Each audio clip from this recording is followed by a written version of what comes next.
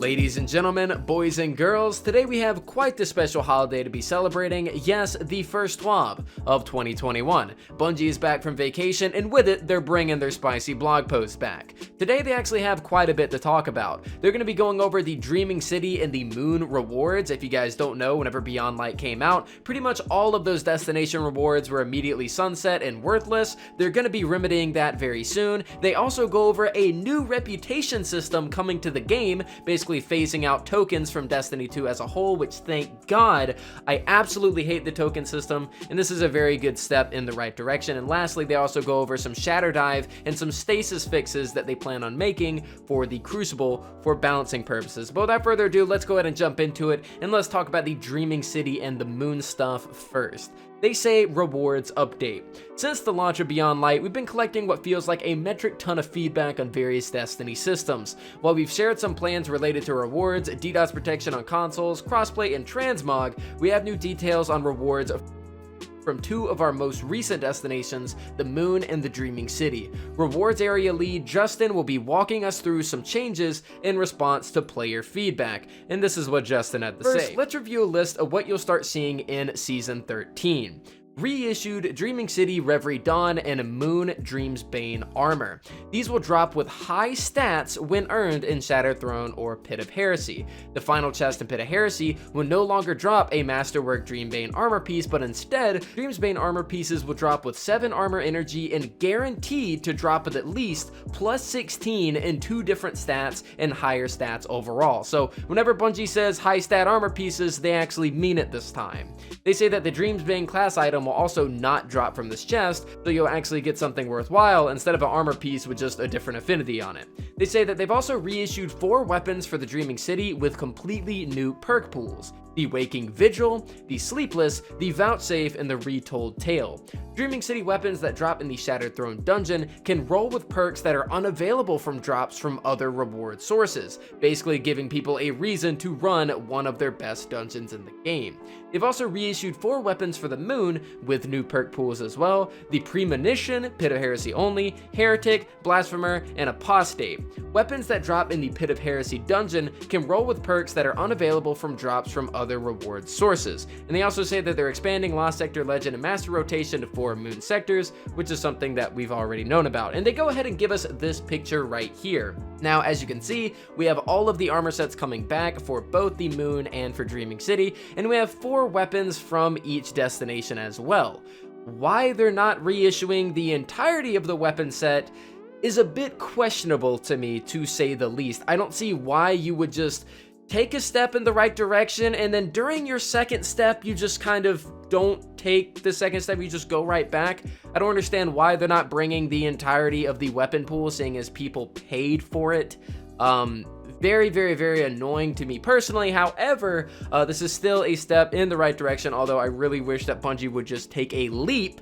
But they're not taking a leap here. They are taking a step though, and it's definitely better than nothing. They say that we're making these changes to help preserve the relevancy of the destinations, specifically some of the pinnacle in-game activities that still exist there, like dungeons. To get more specific around the actual experience, activities where reissues are acquired will be heavily weighted towards rewarding reissued gear over capped gear. And like I just said earlier, capped gear should not be rewarded whatsoever. You should just take the leap and go ahead and make everything uncapped with new perk pools, but I digress, though the exact weighting and mechanisms may differ. For example, in the Dreaming City, if you've already obtained an infusion capped weapon, it will not drop for you again.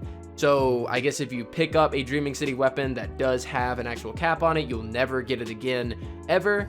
I don't know, but that's basically what it sounds like. They say that while not every gear source or legendary reward would be kept up to date for the entire lifetime these destinations are available, we do believe there's high value in targeting some specific activity drops for continued relevancy to give you more options for where to spend time as you seek to improve your arsenal. Again, I'm gonna say it before we go on over to the good news that is the reputation system.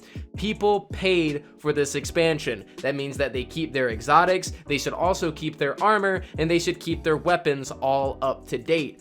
Why you are still allowing items to drop at an extremely small light level or power level is ridiculous to me. People paid for these DLCs. I don't care how cheap the DLCs get, people still paid for it, and this gear is included in that DLC. None of this gear should be dropping lower than what we need it to actually drop at. So I don't get it. I don't know why Bungie's not just going ahead and doing it. I don't understand. Okay, seasonal content, that's fine. Okay, you pay like what, $10 for it. Half the time you don't even pay for it at all because you get it as like a bonus whenever you buy an expansion. So it's like, you know, seasonal content I can kind of understand sunsetting, but whenever it comes to destination stuff and DLC stuff that you paid for, I don't think the gear should sunset unless the destination is literally yeeted out of existence. But yeah, I don't know. I just think it's kind of dumb, but I am glad to see stuff like Waking Vigil making its way back into the game, but that's just my own 2 cents. Now, moving on from that, we have the turn in those tokens.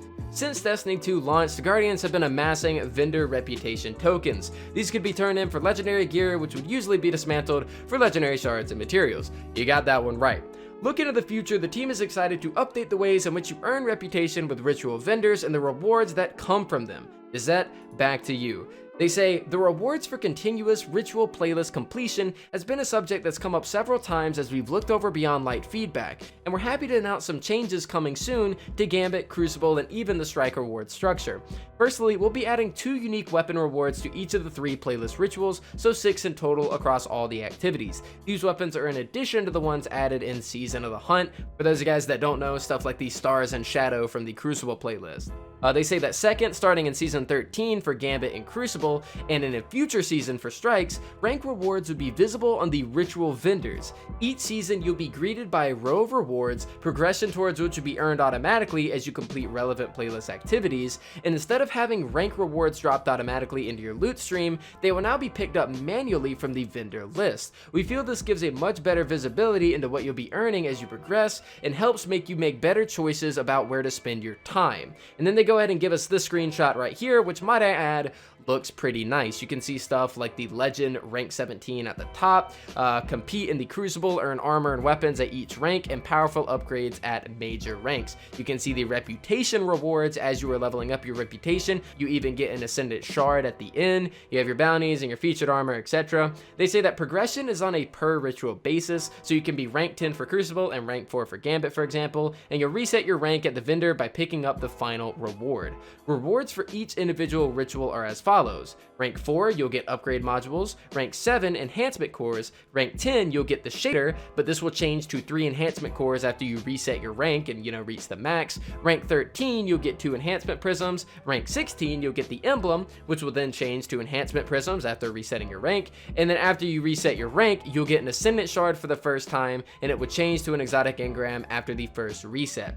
Every rank up awards a base ritual engram just like before. Additionally, each of the above ranks also reward a prime ritual engram.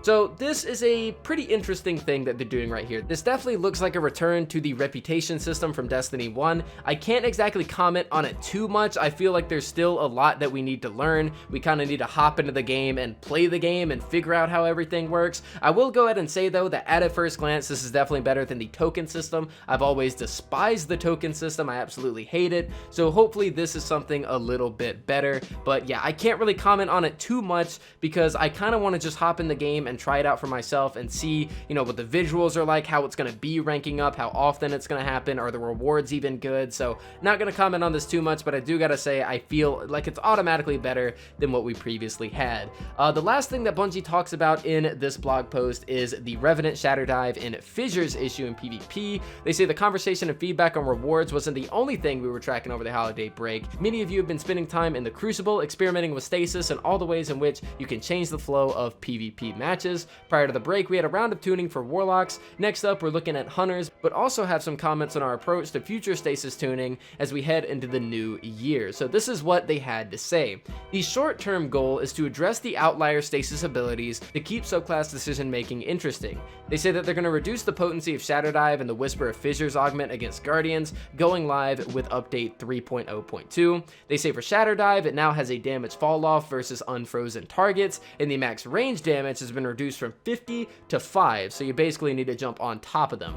Damage reduction during ability reduced from 50% to 25% as well. In Whisper of Fissures, they reduced the max to min damage versus non-super players from 42 to 22 to 30 to 40, and they reduced the max min damage versus super players from 42 to 22 to 16 to 2.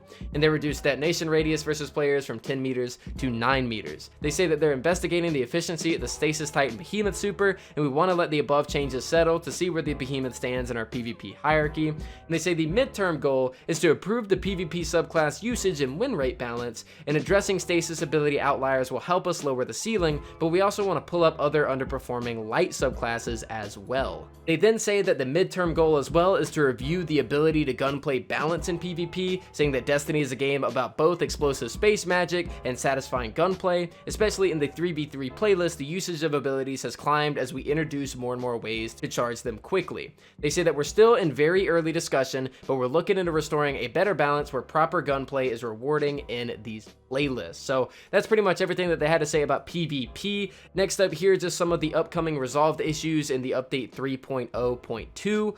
And as you guys can see here, you can pause the video if you want to take a look at those. And aside from that, they also end up showing the known issues that are with the game that they are currently fixing right now. But guys, that is pretty much it for this video. It's some very interesting things to talk about. I am very happy about the Dreaming City and the Moon stuff, but I do feel Bungie could have went a bit further. The reputation system that Bungie's implementing is definitely better than the token system, but I don't know just how good it's going to be until I can actually play the game itself and see how rewarding it is, see how the flow goes whenever it comes to ranking up, getting rewards, and if those rewards are even worth it. And the stuff with Stasis, you know, not the biggest PvP player, but it all sounds okay to me. But guys, that's pretty much it for the video. Let me know what you guys think down in the comments down below. Thank you all so much for watching, and I'll see you all next time.